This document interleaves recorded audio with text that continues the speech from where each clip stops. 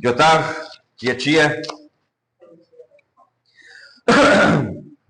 O título do nosso sermão de hoje é Forjando a Nossa Maturidade Espiritual. Ok?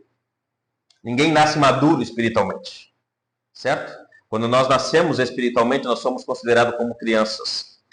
A primeira carta de Pedro, o apóstolo vai dizer que nós precisamos ansiar o leite espiritual como uma criança recém-nascida. Ou seja, uma criança recém-nascida, ela anseia pelo leite materno, porque esse leite materno vai dar crescimento para ela. Espiritualmente, Pedro está dizendo que aqueles que creem em Jesus precisam passar por essa etapa. Como crianças recém-nascidas, precisamos ir para onde tem o alimento que nos dá o crescimento espiritual. Então, a busca pela maturidade espiritual, ou pela maturidade em si, ela não acontece de uma hora para outra. Nem surge de uma forma instantânea. Bom, legal, sou maduro agora. Certo?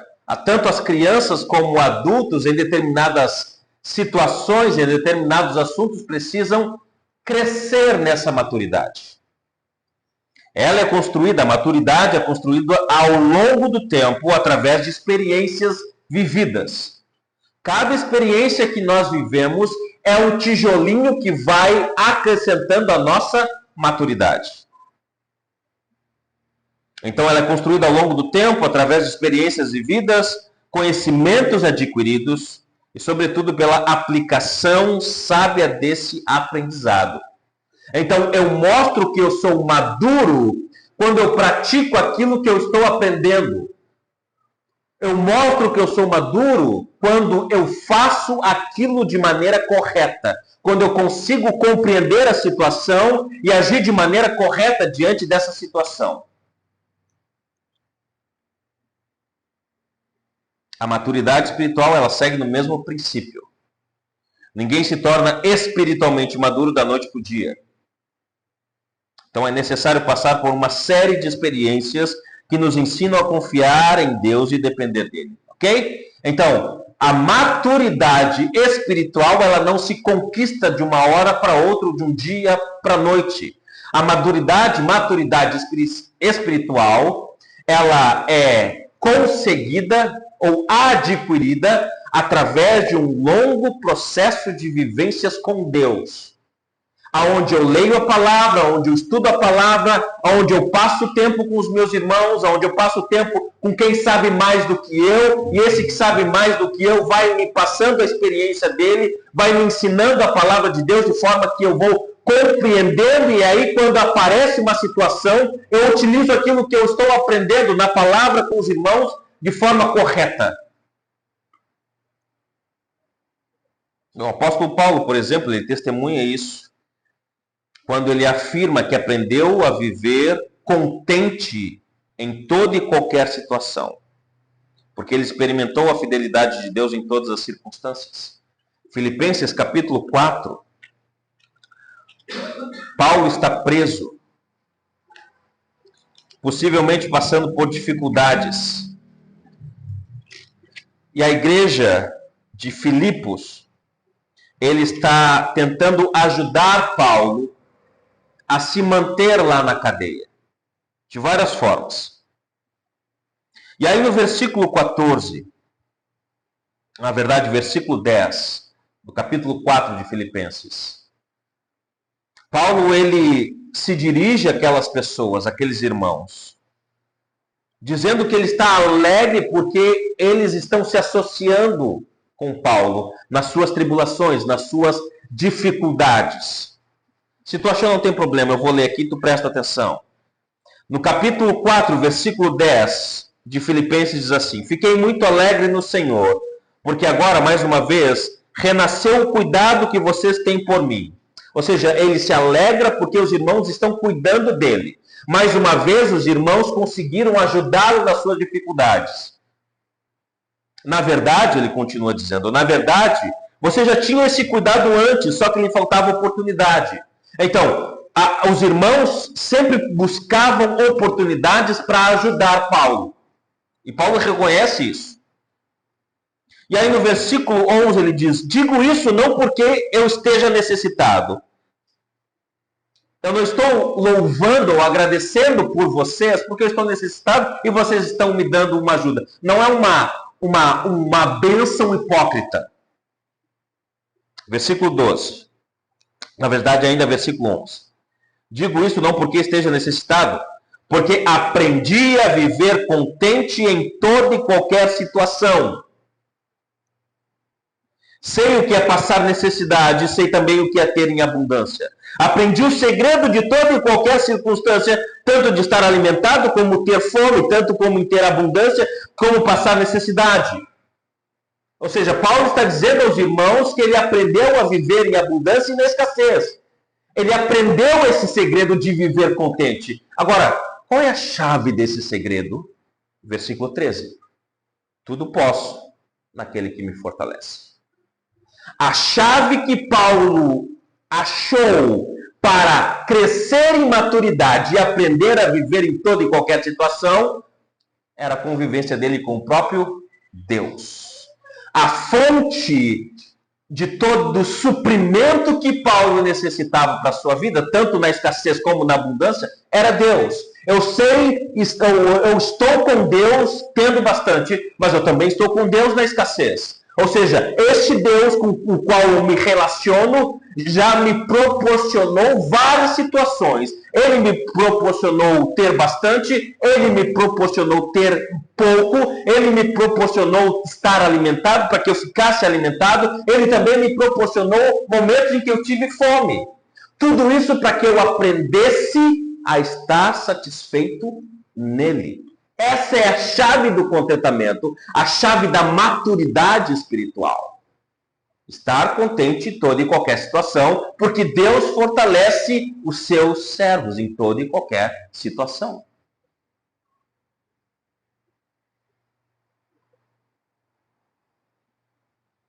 Essa jornada de aprendizado e dependência é a que conduz à verdadeira maturidade espiritual. Essa jornada, essas experiências. E às vezes, nem todos nós conseguimos falar como Paulo falou. Muitas vezes não. Muitos cristãos, eles não conseguem olhar para situações e dizer, beleza, eu estou passando por isso aqui, mas é Deus que está me proporcionando isso aqui para que eu cresça em maturidade espiritual. Para que eu cresça em dependência, para que a minha fé aumente. Então, se eu estou passando por necessidade aqui, é Deus me providenciando isso aqui para que eu dependa mais dele. E assim como Paulo, eu posso dizer, tudo posso naquele que me fortalece. Não é, eu quero ter um carro melhor, uma casa melhor, porque tudo posso naquele que me... Não é isso que o texto está dizendo. Paulo foi claro, eu sei o que é ter bastante, eu sei o que é ter pouco. Eu sei o que é estar alimentado, mas eu também sei o que é passar fome. Mas em todas essas coisas eu sei que Deus está comigo, porque Ele me fortalece, tendo bastante e tendo pouco. Paulo, para mim, ele chegou a um nível de maturidade cristã que nem todos nós, ou que nem todos os cristãos vão conseguir chegar.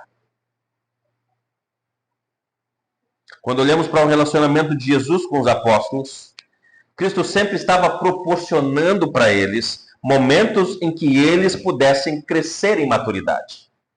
Quando nós olhamos Jesus e os discípulos, nós vemos sempre Jesus dando a oportunidade para que os discípulos crescessem nessa maturidade. Eles ainda eram ingênuos, eles ainda eram tolos, eles ainda não estavam percebendo o todo da questão. Mas Jesus estava sempre proporcionando a eles momentos para que eles enxergassem esse todo. E cada uma dessas experiências era oportunidade de crescimento e um treinamento para eles, para que eles pudessem amadurecer espiritualmente. Para que eles estivessem preparados para a missão que eles pegariam de Jesus quando Jesus voltasse para o céu. Eles testemunharam Jesus ressuscitando os mortos, Marcos capítulo 5. Eles testemunharam Jesus acalmando as tempestades, ou a tempestade, em Marcos capítulo 4. Eles testemunharam Jesus curando doenças que médicos há 12 anos não conseguiam achar explicações, Marcos capítulo 5.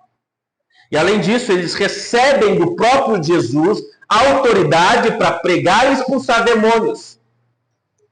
E eles fazem isso. Marcos capítulo 6. Foi o texto que nós vimos semana passada. E em todas essas situações, a lição fundamental é a mesma. Reconhecer que Jesus é a fonte de tudo que eles precisam para viver. Então, a maturidade espiritual desses discípulos vai se desenvolvendo à medida que eles compreendem o que Marcos está tentando ensinar. O princípio do Evangelho de Jesus Cristo, Filho de Deus.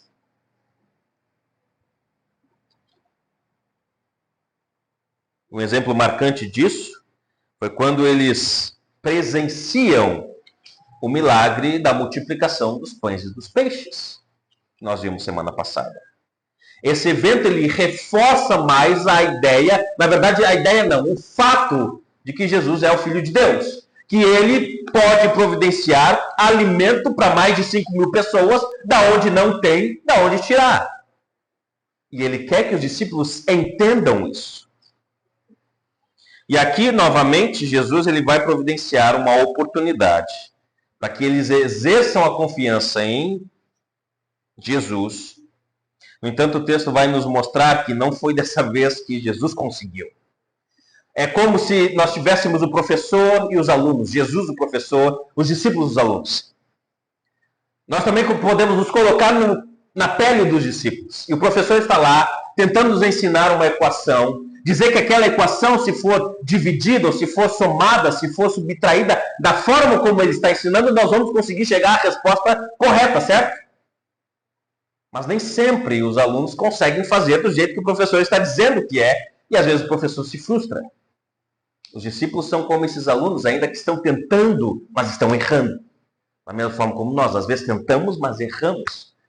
No entanto, Jesus, ele sempre nos proporciona momentos ou circunstâncias para que nós aprendamos a fazer a equação correta. Jesus sempre está fazendo isso, com os discípulos e conosco. O texto que nós vamos ler, mais uma vez, vai mostrar Jesus providenciando este momento. Marcos capítulo 6, versículo 45. É a continuação do evento da multiplicação dos peixes. Marcos ele vai dar continuidade a esse episódio. No versículo 45 ele começa com logo a seguir. Logo a seguir o quê? Bom, depois que Jesus multiplicou os pães, os peixes, todo mundo comeu, mais de 5 homens comeram e ainda sobejaram 12 cestos. O que acontece a seguir? Versículo 45.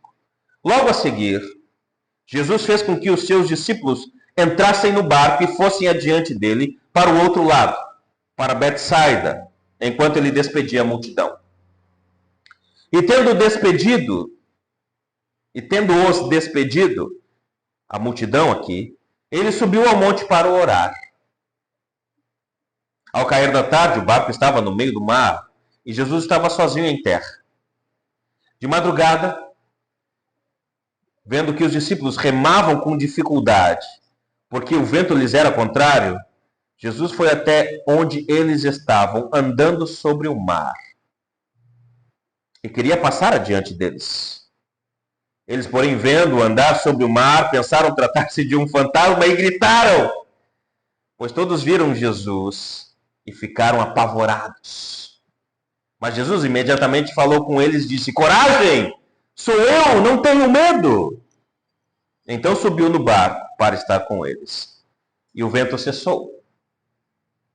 Ficaram totalmente perplexos, porque não haviam compreendido o milagre dos pães, pois o coração deles estava endurecido. Mais uma vez, Jesus tentando ensinar os seus discípulos a confiarem nele. Mais uma vez, Jesus utilizando do clima, do mar, do barquinho, da tempestade, dos ventos, para ajudar os seus discípulos a entenderem que ele é o dono de tudo, que eles, ao dependerem de Jesus, não precisam ter medo de nada. Então, depois de ter suprido as necessidades das multidões, multiplicando os pães e os peixes, Jesus ordena que seus discípulos entrem no barco e vão para outra margem, para Betsaida. Betsaida significa o ponto do peixe. Então Jesus está dizendo, peguem o barco, vão para Betsaida, lá para o ponto do peixe e me esperem lá. Enquanto ele vai despedindo a multidão, enquanto ele vai mandando o pessoal embora, e depois para ter um tempo sozinho com o Senhor, com o Pai dele. Versículo 45 e 46. Logo a seguir, Jesus fez com que os seus discípulos entrassem no barco e fossem adiante dele para o outro lado, para Betsaida, para o ponto do peixe, enquanto ele despedia a multidão. E tendo-os despedido, ele subiu para o monte para orar. Então, após alimentar a multidão, já sendo tarde, Jesus começa a mandar as pessoas embora para que elas retornassem para casa. No entanto, não apenas despeça a multidão, mas ele também instrui os discípulos a partirem. O texto lhe diz que Jesus fez com que eles embarcassem e fossem para outra margem.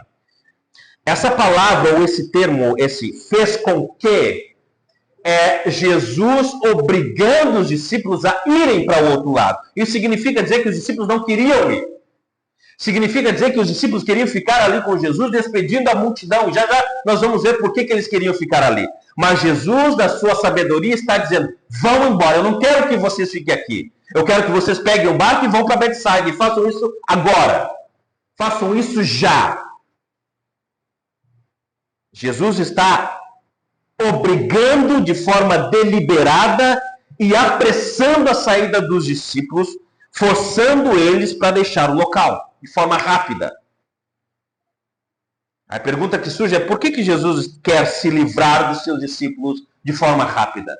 Será que ele ficou bravo com os discípulos porque os discípulos não entenderam como é que eles fariam para alimentar o povo? Será que os discípulos frustraram Jesus porque eles queriam descansar, mas não deu para descansar? E Jesus queria que eles se compadecessem da multidão, da mesma forma como ele se compadeceu da multidão? Na verdade, não é isso que está acontecendo. No texto paralelo, no Evangelho de João, capítulo 6, nós vamos ver o que acontece depois que Jesus ele multiplica os pães. No capítulo 6 de João, versículos 14 e 15, João ele vai dizer assim, depois que Jesus multiplicou os pães e os peixes, quando as pessoas viram o sinal que Jesus havia feito, disseram, este verdadeiramente é o profeta que deveria vir ao mundo. Jesus ficou sabendo que estavam para vir com a intenção de fazê-lo rei à força. Então ele se retirou, outra vez sozinho para o monte. Ou seja, a multidão que estava ali, depois de ser alimentada, eles entenderam, esse é o Messias, esse é o rei. Então nós vamos lá e vamos fazer uma revolução e vamos dizer para o povo todo que este é o Messias, que esse Jesus é o Cristo e vamos fazê-lo rei. A intenção do povo era fazer o que Jesus não queria, uma revolução, fazê-lo dele rei. Jesus não quer que seus apóstolos se contagiem com essa tentativa revolucionária de fazê-lo rei, porque essa não era a intenção primária de Jesus. Os judeus, e vocês sabem muito bem, eu já expliquei isso, eles aguardavam o Messias, o rei que iria tirá-los do poder de Roma. Lembram disso? Então o único Messias que os judeus esperavam era esse Messias. Rapaz, o Messias vai vir e vai tirar Roma do nosso calcanhar, do nosso pé, e vai instaurar o rei a Israel. Os discípulos, como bons judeus, pensavam da mesma forma. Os discípulos, os apóstolos, como judeus fervorosos, também esperavam que Jesus fizesse isso. Então, eu abri um parênteses aqui, um spoiler no final do livro. Por que você acha que Judas entregou Jesus? Porque Judas era ruim? Porque Judas não gostava de Jesus? Judas entregou Jesus porque Jesus explicou que a tarefa dele inicial não era ser rei. Judas, como um bom judeu, queria que Jesus tomasse o poder. Judas queria que Jesus sentasse no trono e tirasse o poder de Roma dos israelitas. Judas era um judeu bom, mas quando ele percebeu que Jesus não veio para tirar os israelitas do poder de Israel, Judas se frustra e vende Jesus. Essa era a ideia dos judeus. O Messias vai vir para nos libertar do poder de Roma. E quando eles veem esse sinal de Jesus, eles concluem, esse é o rei, vamos fazê-lo rei. Mas não era o que Jesus queria. E para não contagiar os discípulos, eles dizem, vão embora daqui. Vão para o outro lado, vão para Betsaida e me esperem lá enquanto eu despeço a multidão. Jesus, de uma forma inteligente, ele aproveita esse momento para mandar os discípulos embora, para que eles entendam que não é o momento. No entanto, ele também vai aproveitar esse momento para fazê-los crescer espiritualmente em maturidade. Jesus, ele sente que eles precisam desse momento, sozinhos, no meio do mar, que já vai acontecer algo que vai fazê-los se desestabilizarem. E Jesus vai usar esse momento para que eles olhem para Jesus e tenham a fé que eles precisam ter em Jesus. Então Jesus despede as multidões e ele precisa de um tempo de comunhão com o Pai. Ele sobe ao monte para orar. Ele sobe ao monte para ter um tempo com Deus Pai. Então, após de despedir a multidão, Jesus sobe para o monte para ter um tempo de conversa com o Pai dele. Jesus, como um homem que era, certo? Jesus era 100% Deus, 100% homem. E como homem, ele também tinha, em alguns momentos, as fraquezas. Por exemplo, ele tinha sono, ele cansava, ele ficava triste. Não é à toa que quando Lázaro morre, ele chora. Ou seja, ele tem algumas coisas, algumas fraquezas dos homens. Quando a gente vai e olha para a oração de Jesus no Getsêmani, ele ora 3 vezes para que Deus passasse dele o cálice. Ou seja, Senhor, se for possível que eu não vá para a cruz. Como homem, ele não queria ser morto. No entanto, ele sabia que precisava seguir a vontade de Deus. Em todas as vezes que ele orou, ele disse, Senhor, se for possível, passa de mim esse cálice, mas que seja feita a tua vontade. Então, ao ver aquela tentativa de colocá-lo como rei, Jesus sente a necessidade de se submeter ao Pai e dizer, Senhor, me ajude a continuar no foco. Me ajude a continuar na minha missão. Me ajude a continuar olhando para aquilo que tu me deste para fazer, que é morrer na cruz por estas pessoas. Então ele foi para buscar forças para cumprir a primeira parte do seu plano. Morrer pelos pecadores, passar pela via dolorosa, substituir cada pessoa na cruz que ele seria pregado, receber a ira de Deus, para que no futuro ele possa assumir o trono que lhe é devido, no tempo certo. O plano de Deus está estabelecido em 2 partes. O primeiro plano, Jesus vem como um servo sofredor, para morrer pelas pessoas.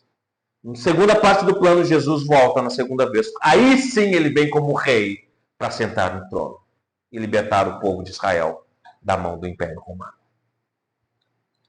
Jesus, então, ele nos ensina que precisa, assim como o homem, assim como eu e você, de tempo de oração, para continuar caminhando nos caminhos do Senhor. E aí então, nos versículos 47 e 45, Marcos ele nos mostra uma mudança de cenário. Ok? As multidões vão embora, Jesus está orando. Marcos então agora se volta para os discípulos que estão no mar navegando. Nesses versos, o cenário ele muda. Jesus ainda está em terra e os discípulos estão no meio do percurso. Da onde eles estavam até onde eles deveriam chegar, dava ali em média 8.200 quilômetros. Então eles estão no meio do caminho, então eles já percorreram aí uns 4.000 metros, certo? Uns 4 quilômetros talvez. Então eles estão longe da terra. Eles estão longe. No versículo 47 diz, ao cair da tarde, o barco estava no meio do mar, ou seja, ele estava no meio do percurso. Jesus estava sozinho em terra. Então, ao cair da tarde, eles estão no meio do mar e a madrugada chega. Mas chega com uma tempestade. Mais uma vez, uma tempestade no mar. E o que é para nós pensarmos? Bom, eles já passaram por essa por essa experiência no capítulo 4. Capítulo 4, versículo 35, só que Jesus está no barco. Jesus está descansando, Jesus está dormindo. E aí vem a tempestade, e aí eles acordam o mestre e perguntam: Senhor, não te importa que nós morramos aqui? E Jesus diz: por que vocês são tão medrosos, homens de pequena fé? E aí Jesus, ele diz: acalma-te, emudece, e aí a tempestade vai embora. Só que nesse momento Jesus não está no barco. Jesus está longe e eles estão sozinhos no meio do mar. É para que eles tenham entendido desde aquele momento. No entanto, eles não são maduros ainda. No entanto, eles ainda são fracos na sua fé. No entanto, eles ainda não perceberam que o homem que está com eles é o Filho de Deus. E aí então, no versículo 48, de madrugada, Jesus, vendo que os discípulos remavam com dificuldade, porque o vento lhes era contrário, ou seja, Jesus está em terra. Jesus, como Deus, ele consegue enxergar os seus discípulos.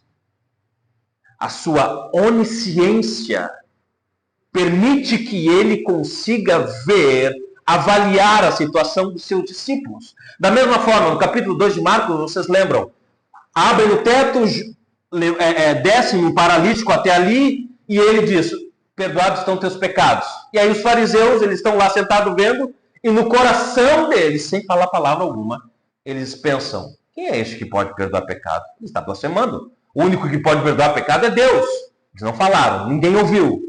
Mas Jesus, ele percebeu. E quando ele percebe, diz: por que vocês estão pensando isso no coração de vocês? O que é mais fácil dizer? Perdoados estão teus pecados, ou levante-se, pega teu leito e anda? Mas para que vocês saibam que o Filho do Homem tem poder sobre a terra para perdoar pecados, eu digo: pega o teu leito, levanta e anda. E o camarada levantou, pegou e foi embora. Ou seja, Jesus, ele sabe. E quando o texto diz que, vendo que os discípulos remavam com dificuldade, Jesus está em terra, os discípulos estão longe. Mas com o poder que ele tem, ele vê que os discípulos estão em dificuldade. Por exemplo, o Evangelho de João, que é o Evangelho paralelo, diz que o mar começava a empolar-se, agitando pelo vento rijo que soprava. Ou seja, o vento lhes era contrário. E você sabe que o que agita o mar é o quê? É o vento. Ou seja, não é só o vento que está aqui forte, mas as ondas também estão batendo no barco. Mateus, ele acrescenta o seguinte: e o barco estava sendo açoitado pelas ondas, porque o vento era contrário. Então, mais uma vez, esses homens se encontram em perigo de afundar, da mesma forma como lá no capítulo 4. E olha só, o que é mais interessante, é que esses homens, pelo menos 4 deles, eram homens do mar. Pedro, Tiago, João e Tiago eram pescadores de longa data. É de se pensar que eles não se assustariam com alguma tempestade, porque eles possivelmente já tinham passado por uma experiência assim. Só que desta vez o mestre não está com eles. E talvez, por causa disso, o perigo era maior. Jesus, então, depois de ter um tempo com seu pai, em oração, ele saiu ao encontro dos seus companheiros. Entendam, não será num passe de mágica que nós vamos aprender a confiar em Deus. Tá? Não é como tirar um coelho da cartola. Não é como virar uma carta, tu mostra o mágico, opa, é essa aqui. Não é assim que funciona. Deus quer que nós cresçamos em fé, em dependência, em maturidade. E Ele vai usar as circunstâncias da nossa vida para fazer com que nós cresçamos. Certo? Jesus não vai dizer: bah, beleza, pum, Gabriel já é maduro. Beleza, Gabriel ele vai viver de uma forma madura. Não é assim que funciona. Não é assim que Deus trabalha. Deus trabalha dando os momentos para que nós utilizemos eles para crescer. Jesus está proporcionando esse momento de tempestade mais uma vez, para fazer com que os seus discípulos confiem. Era para os discípulos dizer, não, o Senhor está vindo, Ele está orando. Ele deve estar orando por nós, então não vai ser qualquer tempestade que vai fazer com que o nosso barco afunde. Isso seria uma atitude de alguém que é maduro. Rapaz, a tempestade aqui está açoitando os barcos, está açoitando aqui, nós vamos afundar daqui a pouco. Não, mas qualquer coisa, se nós afundarmos, o Senhor vai nos salvar. Isso é uma mentalidade madura.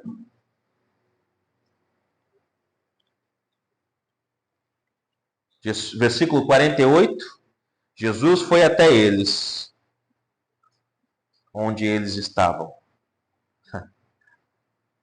andando sobre o mar, queria passar adiante deles. Ora, não tem mais barco, já está noite, possivelmente aqui está entre 3 e 6 horas da manhã, na madrugada. Quem é que vai me levar lá? Não tem marinheiro que possa me levar lá. Bom, peraí, eu sou Jesus, eu sou filho de Deus.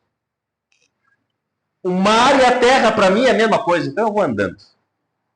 E o texto nos diz que Jesus foi até onde eles estavam.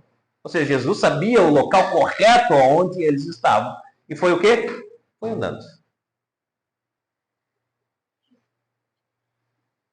Sabendo do que estava acontecendo com seus discípulos, Jesus vai até o encontro deles.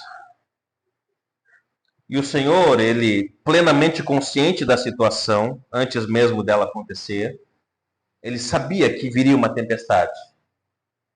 Ele sabia que a tempestade iria açoitar o barco dos discípulos. É por isso que Ele se apressa por mandar, primeiro, para que os discípulos não se contagiem com a ideia de fazê-lo rei, mas também sabia que estava vindo uma tempestade. Ele queria que os discípulos estivessem no olho da tempestade. Porque ele estava no controle absoluto de tudo. Tanto da tempestade, como dos seus 12 companheiros, dos seus 12 apóstolos. E mesmo estando fisicamente distante, como eu disse, humanamente falando, impossibilitado de enxergar, por causa da escuridão, por causa da tempestade, ele sabe muito bem onde é que eles estão. E sabe muito bem que eles estão, que vai até aonde eles estão. E o Mar da Galileia, que é um lago, na verdade, o Lago de Genezaré, ou o Mar de Tiberíades, tem 3 nomes ele, é um lago grande. Tanto é que chamam ele de Mar, o Mar da Galileia. A onisciência de Deus não tem limites.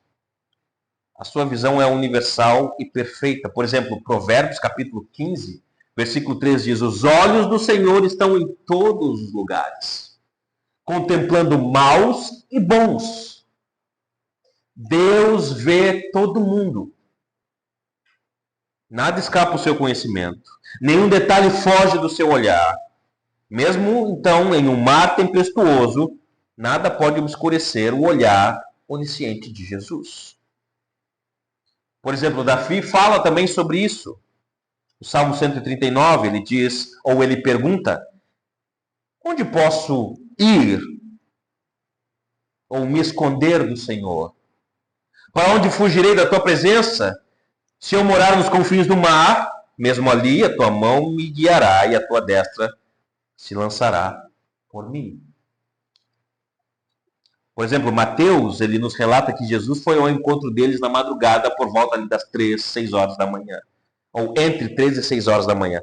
Que seria a 4ª vigília da noite.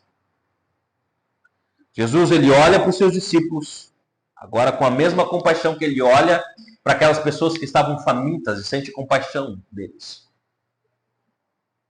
Mas o que chama mais atenção nesse trecho é o fato, mais uma vez, de Jesus andar por cima das águas. Para Jesus, caminhar sobre a terra e caminhar sobre as águas é a mesma coisa. Isso significa dizer que Jesus não está preso às leis da física, porque ele é o rei do universo. Por exemplo, no Antigo Testamento, só Deus podia andar sobre as águas.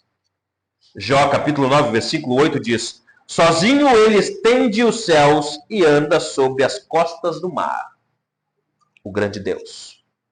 Salmo 77, 19 diz: o teu caminho foi feito pelo mar, As tuas veredas passaram pelas grandes águas, mas ninguém encontrou as tuas pegadas.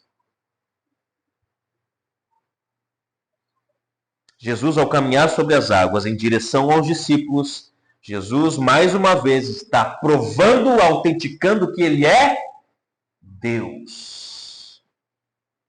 Andar sobre o mar da Galileia era algo apenas que o próprio Deus podia fazer.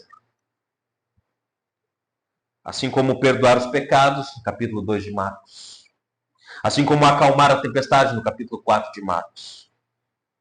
Assim como curar uma doença que há 12 anos uma mulher tinha, que nenhum outro médico conseguia curar. Então, Jesus, de forma incontestável, ele afirma ser Deus. E quer que os discípulos entendam isso.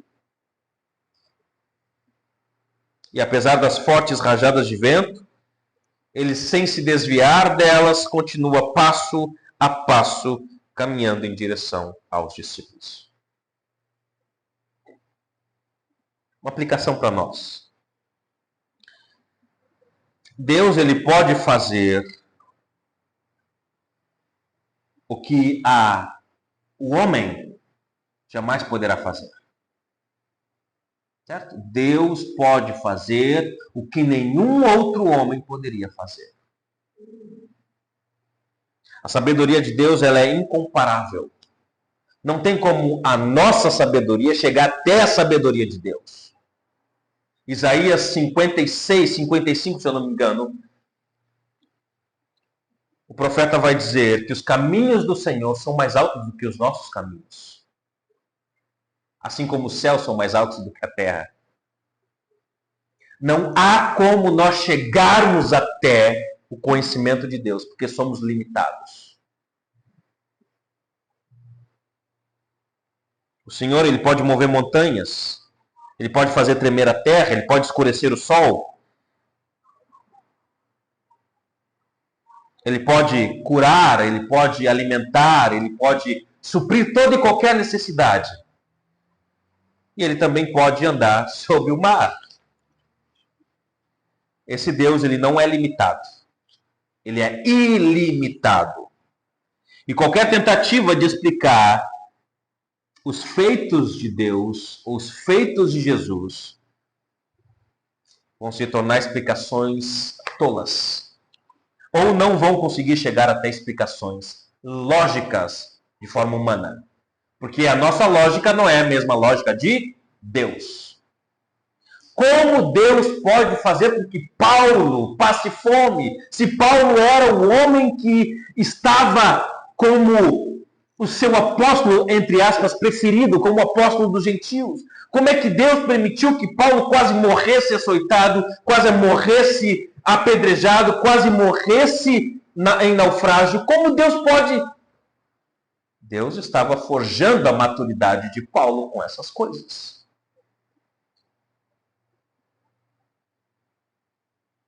Como Deus pode ter ordenado que o povo de Israel, lá com Josué, na conquista de Canaã, matasse e destruísse povos inteiros?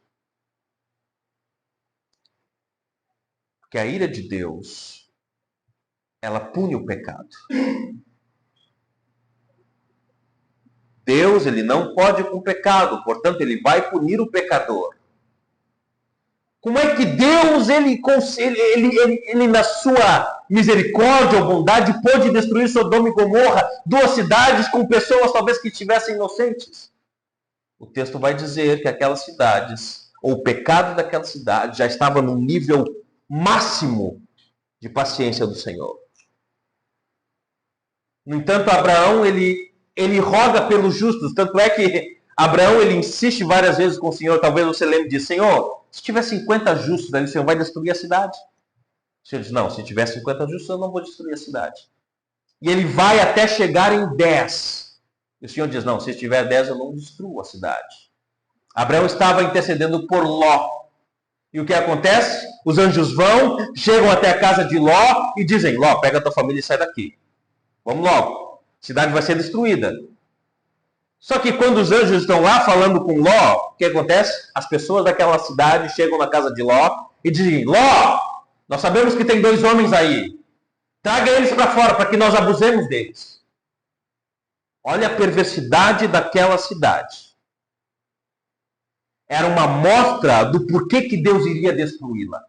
Ló, tentando proteger aqueles homens, que na verdade eram 2 anjos, ele diz: eu tenho 2 moças aqui, eu tenho as minhas filhas, eu dou para vocês, para que vocês não toquem neles. Mas ainda assim, o que acontece? Deus, por causa do pecado daquele povo, manda chover fogo e enxofre e destrói aquelas cidades. Quando nós olhamos para o Novo Testamento, nós vemos coisa parecida. Sabe aonde? Alguém consegue me dizer aonde é que nós conseguimos ver algo parecido? A ira de Deus vindo com toda a força sobre o homem? Em Jesus. Em Jesus, os pecados foram punidos. Não é à toa que Isaías 53 vai dizer que ele foi transpassado por causa das nossas transgressões.